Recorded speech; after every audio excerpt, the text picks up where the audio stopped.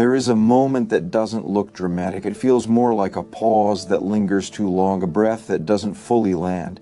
Something slightly off in the room, even when nothing has changed, you're still there. They're still there. The words sound familiar. But something inside doesn't lean forward anymore. At first, it's easy to miss. It doesn't announce itself. It doesn't demand attention. It feels like weight without shape. Like holding something heavy for so long that the arms forget what light feels like. You notice it in the quiet moments when the conversation ends, but the echo stays. When you replay what was said, not to understand it, but because your body hasn't let go yet. There's a subtle tiredness that doesn't match the day. A fatigue that feels emotional but has nowhere to land. You might think it's just exhaustion or distraction, or that you're finally learning to ignore things better.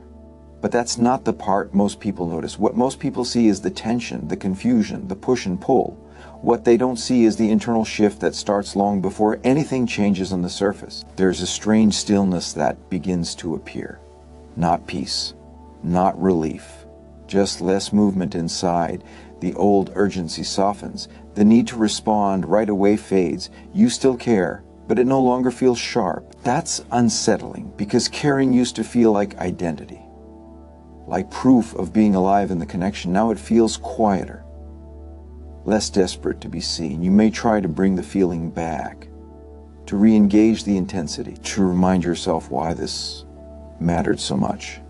But something inside resists, not loudly, not angrily, just gently refusing to step forward again. That's where it starts to change. The power dynamic doesn't shift in an argument. It doesn't break during a confrontation. It loosens in silence. In the moments when nothing happens and you realize you're okay with that, there's a dull awareness that begins to form. A sense that the emotional cost is higher than it used to be. And strangely, that realization doesn't hurt as much as you expected. There's no dramatic heartbreak, no collapse, just a slow noticing. You notice how much energy it takes to stay attuned, how often you've adjusted your inner world to keep things smooth. You notice how often your feelings arrive second, and instead of reacting, you pause. That pause is unfamiliar. It used to be filled with self-questioning, with searching for the right tone, the right timing, the right words. Now it's empty, not numb, just still. That's unsettling too, because emptiness feels like loss, even when it's actually space.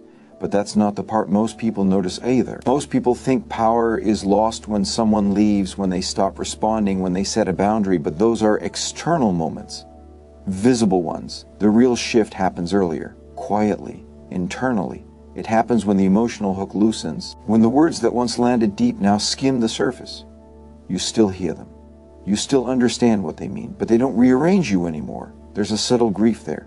Not for the other person, for the version of you that believed connection required self-erasure. You may not name it that way. You may not name it at all. It shows up as less urgency to explain yourself, less interest in proving your sincerity. You start letting moments pass without correcting them.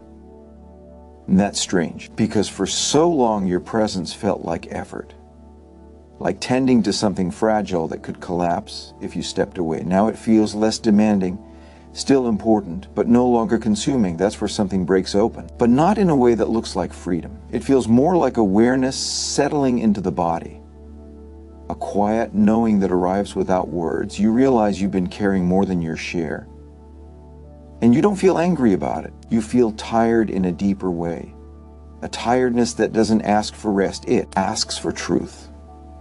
There's something quieter happening underneath all of this.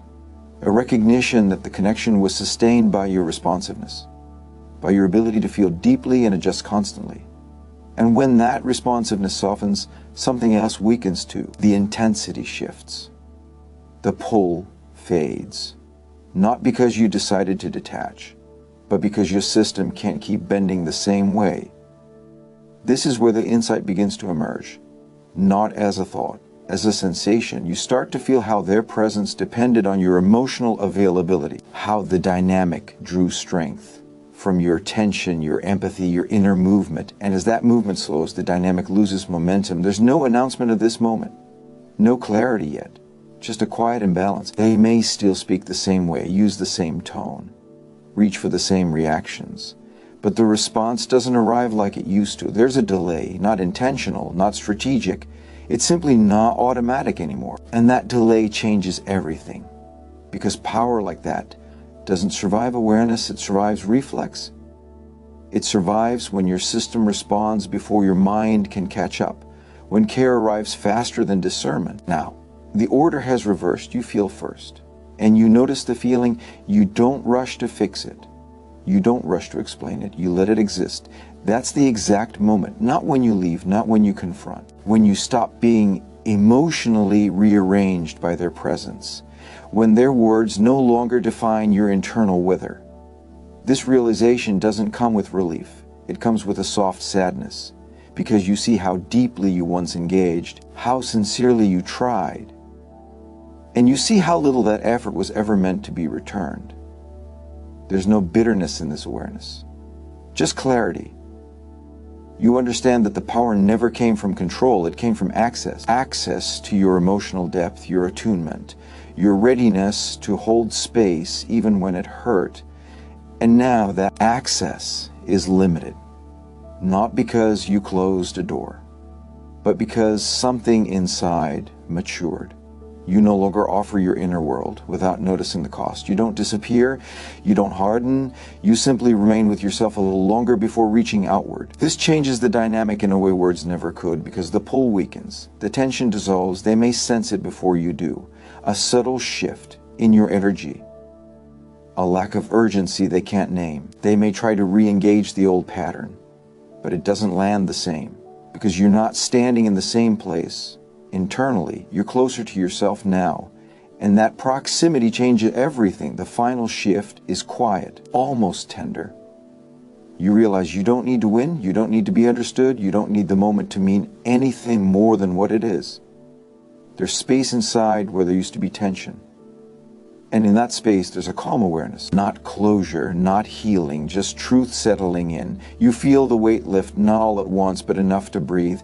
And for the first time, the connection no longer defines you. It simply exists, or it doesn't. And either way, you remain whole.